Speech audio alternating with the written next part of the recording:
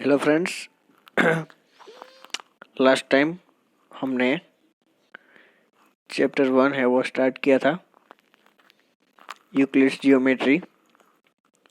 आज हम आगे बढ़ेंगे।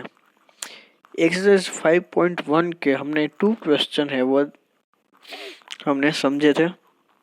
अब हम लर्न करेंगे question 3। Given any 2 distinct points A and B, there exists a third point C which is lie between A and B। यानी हमने एक लाइन यहाँ पे ड्रॉ की है, यहाँ पे लाइन ड्रॉ की है ए और बी पॉइंट, और उसके बीच हमने एक सी पॉइंट है वो प्लॉट किया है। Now the second one, there exist at least 3 points there are not at the same line. अब मान लीजिए कि वो हमें कह रहे हैं कि हम ऐसे पॉइंट हम एग्जिस्ट करें कि वो एक लाइन में नहीं है। अब मान लीजिए यहाँ पे है ए और यहाँ पे है बी, तो सी को हम किसी दूसरी जगह हम उसको प्लॉट करते हैं, ठीक है। हम उसको ऐसे इंडिकेट करेंगे। अब हमारे क्वेश्चन है, देखिए क्वेश्चन है वो तीन क्वेश्चन एक साथ पूछे गए हैं, हम तीनों के आंसर देंगे। Do this postulate contains any undefined terms. क्या ये जो पोस्टुलेट है उसमें क्या कोई अनडिफाइंड टर्म्स है? तो इट मीन्स यस, हमें पॉइंट है वो नहीं बताया गया है, ठीक है। पॉइंट हमें बताया नहीं गया है, लाइन के बारे में नहीं बताया गया है, तो अनडिफाइंड टर्म्स है। इसलिए यहाँ पे हम लिखेंगे yes this postulate contains many undefined terms. Are this postulates consistent. क्या इन दोनों में क्या कुछ सिमिलर जैसा कुछ है? तो क्या हाँ, the given postulates are consistent because they refer और टू डिफरेंट सिचुएशन। ये दोनों ही सिचुएशन डिफरेंट है और हम इस सिचुएशन को देख के हम उसको ड्रॉ भी कर सकते हैं, वो हम अच्छे से देख सकते हैं कि ये दोनों डिफरेंट है, ठीक है। तो उसका आंसर है yes.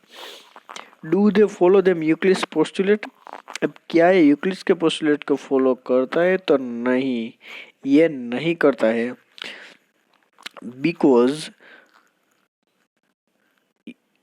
This postulate do not follow Euclid's postulate, they follow axioms. ये पोस्टुलेट फॉलो नहीं करता है, ये एक्सियम्स फॉलो करता है, ठीक है। देखिए यहाँ पे नीचे हमें दिया गया है axioms. Given two distinct point there is a unique line that passes through them.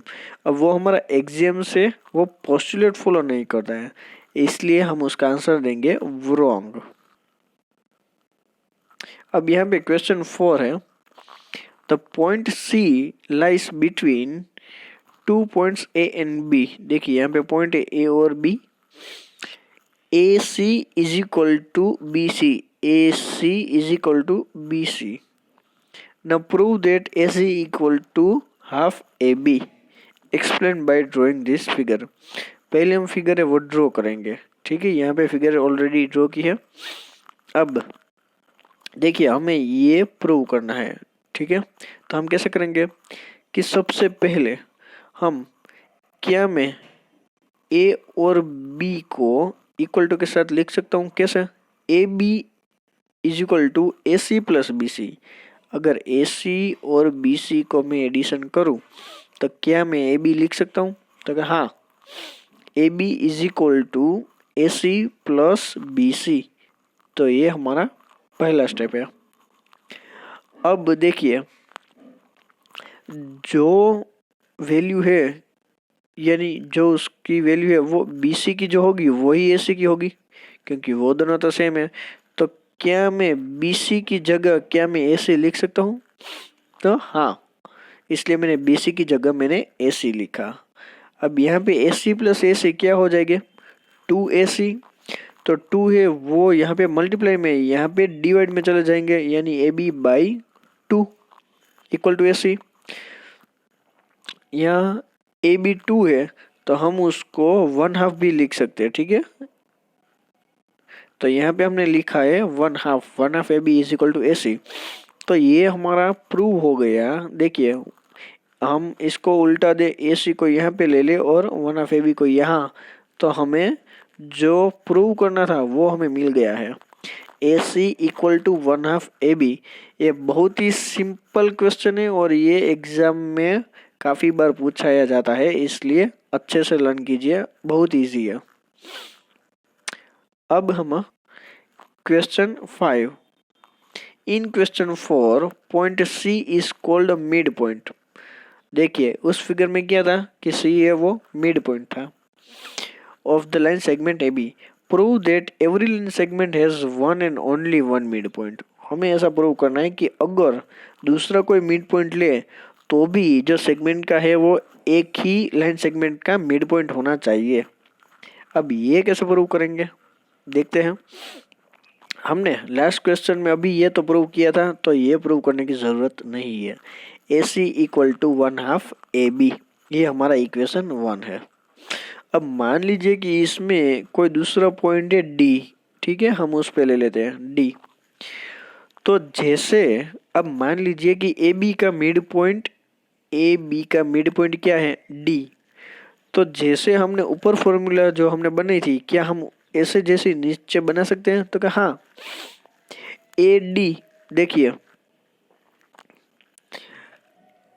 A D है पूरा का पूरा, उसके इक्वल टू हम क्या लिख सकते हैं कि वो ए बी का हाफ है, ठीक है। देखिए यहाँ पे हमने ऑलरेडी प्रूव किया था, इसलिए हम वापस प्रूव नहीं कर रहे हैं। हम क्या लिखते हैं कि ए डी है वो अगर ए बी का 1/2 पार्ट किया जाए तो क्या हमें ए डी मिल सकता है? तो हाँ, इसलिए हमने लिखा है A D equal to 1/2 A B. अब यहाँ पे 1/2 ए बी कॉमन है, तो हमें क्या मिलता है ए सी और A D. A C equal to A D. तो अब देखते हैं कि क्यों ऐसा क्यों है।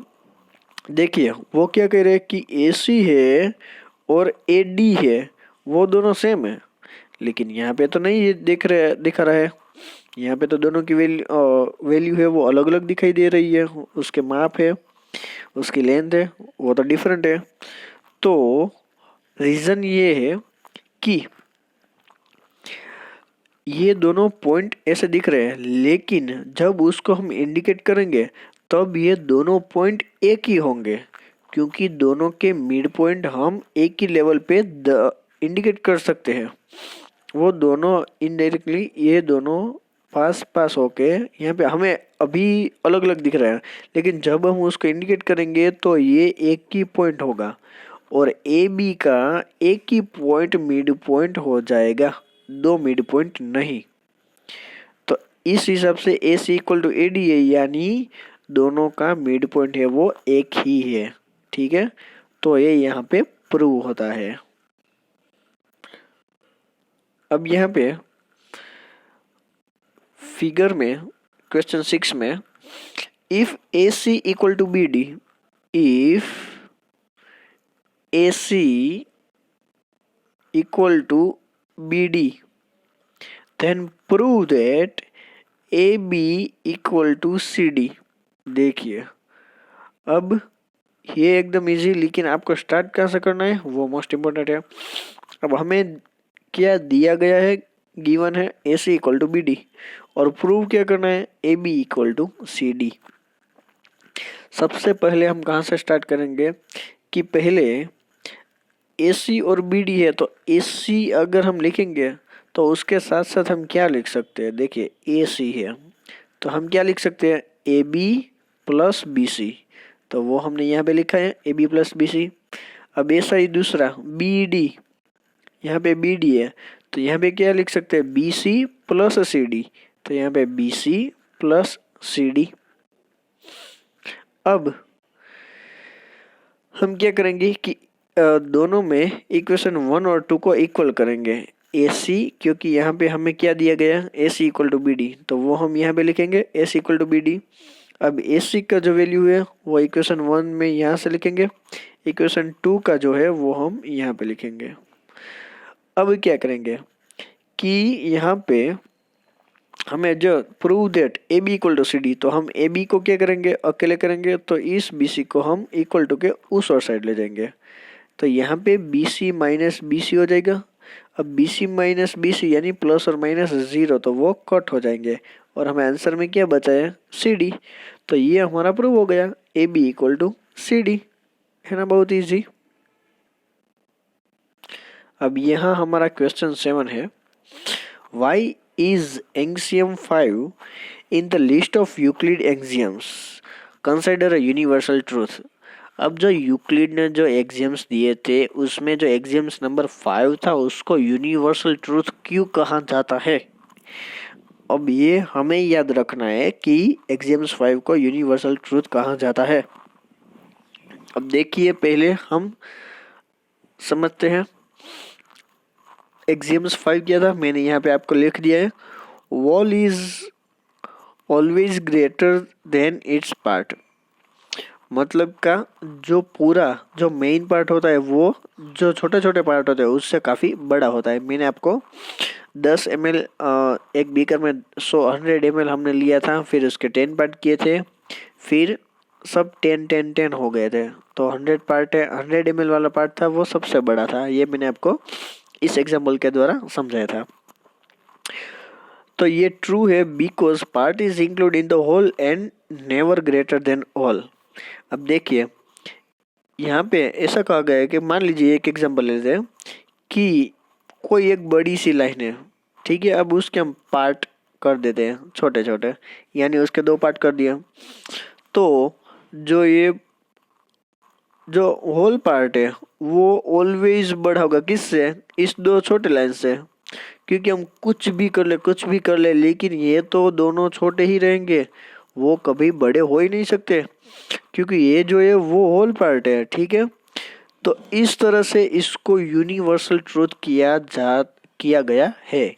हाँ, क्वेश्चन 7 में हम यहाँ पे एक और लाइन देखिए, note that the question is not about the fifth postulate. हमें इसमें पोस्टुलेट की बात नहीं करनी है और सिर्फ एग्जाम्स की बात करनी है, तो ये हम याद रखेंगे और ये काफ़ी इजी है, ठीक है। अब यहाँ पे एक्सरसाइज नंबर 5.2 हम स्टार्ट करते हैं, 2 ही एग्जाम्पल है उसमें, तो हम कर लेते हैं। How would you rewrite Euclid's fifth postulate so it would be easier to understand. अब यूक्लिड के फिफ्थ पोस्टुलेट को क्या आप इजी वे में क्या आप लिख सकते हैं, तो हाँ मैंने आपको यहाँ पे लिख के दे दिया है। When 2 lines are cut by a third line, देखिए एकदम इजी वर्ड में है, when 2 lines are cut by a third line, 2 line से और cut by third line, such that the sum of interior angles, यहाँ पे ए और B क्या है interior angles, is less than 180 on one side. अगर वो एक साइड के है और उसका जो एंगल का एडिशन है वो 180 से कम है, then first 2 lines intersect on the same side, तो उसकी जो 2 लाइन है वो आगे जाके कहीं ना कहीं एक पॉइंट में इंटरसेक्ट होगी। यही हमारा फिफ्थ पोस्टुलेट था, लेकिन वो हमने समझने के लिए उसको इजी लैंग्वेज में हमने लिख दिया है, तो ये भी आप लिख सकते हैं। Now the last question 2, does Euclid's fifth postulate imply the existence of parallel lines. अब यूक्लिड का जो फिफ्थ पोस्टुलेट है वो पैरेलल से वो क्या वो सच में एग्जिस्ट करते हैं, क्या पैरेलल होते हैं, ठीक है, वो उसको एग्जिस्ट करते हैं, तो हमें उसको समझाना है कि कैसे, हमें उसको एक्सप्लेन करना है। अकॉर्डिंग टू फिफ्थ पोस्टुलेट, अब देखिए अब हमें ये पता है कि 2 लाइन्स होती है, एक स्ट्रेट लाइन है वो कट होती है, तो यहाँ पे दोनों एंगल होते हैं ए बी और सी डी। तो ए बी है, अगर वो कहीं यहाँ पे मिलते हैं तो उसकी कंडीशन क्या होगी कि उसके जो एंगल होते हैं उसका एडिशन 180 से कम होना चाहिए, यानी ये वाला ए प्लस बी 180 से उसको जो वैल्यू है वो लेस देन से कम है एंगल की एडिशन, और सी प्लस डी की वो बड़ी है, तो यानी जो वैल्यू है वो बड़ी भी हो सकती है वो छोटी भी हो सकती है। Then the lines meet on the left side, अगर ये पॉसिबल है तो ही लाइन है वो यहाँ पे मिल सकती है। लेकिन मान लीजिए कि हम 2 पैरेलल लाइन्स ऐसे लेते हैं, देखिए यहाँ पे, यानी उसमें जो डिफरेंस होगा वो सेम होगा, तो ये भी हो सकता है कि अगर दोनों इक्वल हो, ठीक है, दोनों इक्वल हो यानी पी और क्यू का एंगल और आर और एस का एंगल, दोनों का एंगल क्या हो 180 हो, तो अगर ये पॉसिबल है 180 तो हाँ वो पैरेलल लाइन ही होगी और कुछ भी नहीं, क्योंकि यहाँ पे पैरेलल लाइन हमें इजीली हम देख सकते हैं। It means there lines never meet on the left side nor meet on right side. अब ये जो पैरेलल लाइन है वो लेफ्ट साइड भी नहीं मिल सकती और लेफ्ट और राइट दोनों साइड नहीं मिल सकती है, तो उसको ही बोलते हैं parallel lines. There means therefore parallel line exist करते हैं, ठीक है। यहाँ पे ये चैप्टर ओवर होता है। चैप्टर 5 आप लर्न कर दीजिए, मैं आपको पीडीएफ भेज देता हूँ, अच्छे से समझ लीजिए, ठीक है। Thank you.